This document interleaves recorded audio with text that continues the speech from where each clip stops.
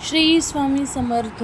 हाय मित्रांनो, मी माझ्या यूट्यूब चॅनलमध्ये तुमचं स्वागत करते. आज माझ्याकडे एक छोटी बेबी हेअरकटसाठी आलेली आणि मी तिचा हेअरकट करायला घेणारच होती.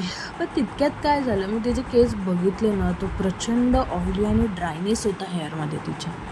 तो तुम्ही माझं एक्सप्रेशनही बघू शका की तिचे हेअर्स किती चिकट होते. मला बघितल्यानंतर इतकंच कसं तरी झालं. तर सगळ्यात पहिलं मी काय घेतलं, आधी तिचा हेअर वॉश करायला घेतला आणि हेअर वॉश करताना मला इतकी मजा येत होती तिचा हेअर वॉश करताना, आणि तिलासुद्धा मस्त मजा येत होती, मस्त एन्जॉय करत होती.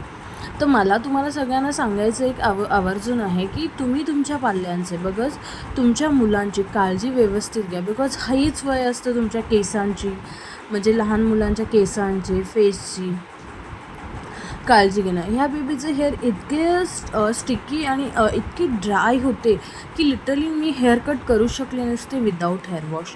सो तीही हेअर वॉश करताना इतकी आनंदी होती, मस्त तिला एन्जॉय करत होती. आणि त्याचबरोबर मी तिला मास्क लावला, नॉट अ कंडिशनर.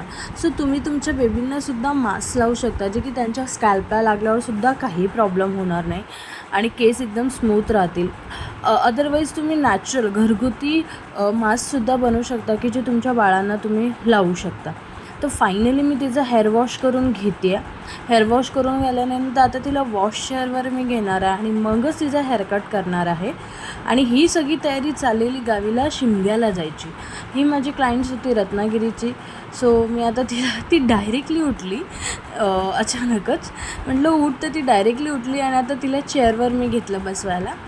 सो तिला मी चेअरवर बसवलं आणि तिचा आता मस्तपैकी आता हेअरकट करणार आहे. हेअरकटचा व्हिडिओ येणार नाही बिकॉज तो शूट करायचाच विसरली मी म्हणजे.